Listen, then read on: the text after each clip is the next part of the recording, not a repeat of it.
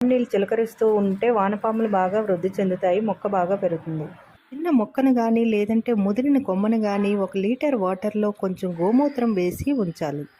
వర్షాకాలం కానీ సాయంత్రం వేళ కానీ ఈ మొక్కను నాటుకోవాలి. మొక్క చుట్టూ కొంచెం పసుపు చల్లుకొని రోజు నీళ్లు పోస్తూ ఎండ తగిలేటట్టుగా చూసుకోవాలి. ప్రతి నెల కొమ్మలు కట్ చేస్తూ మొక్క చుట్టూ ఉన్న మట్టిని తవ్వి ఎరువులు ఇస్తూ ఉండాలి. అలా అయితే పూలు గుత్తులు గుత్తులుగా పూస్తాయి. మొక్కకి మెయింటెనెన్స్ తక్కువ, అందువల్ల ఇంటి ముందు ఎవరైనా పెంచుకోగలుగుతారు. ఆక్సిజన్తో పాటు మంచి డెకరేటివ్ ఐటెంగా కూడా ఉంటుంది. మొక్కలకి ఇన్ఫెక్షన్ రాకుండా ఈ మొక్కల దగ్గరలో బంతి లేదా తులసి మొక్కలను పెంచుకోవాలి. 1 లీటర్ వాటర్లో 1 కప్పు నీమ్ ఆయిల్ వేసి 1 డ్రాప్ హెర్బల్ షాంపూ వేసి మొక్కల మీద స్ప్రే చేసుకోవాలి. ఇది కూడా పెస్ట్ కంట్రోల్ లాగా పనిచేస్తుంది. ప్లాస్టిక్ పూలని తెచ్చిపెట్టుకునే కన్నా ఇలాంటి మొక్కలను పెంచుకోవడం బెస్ట్.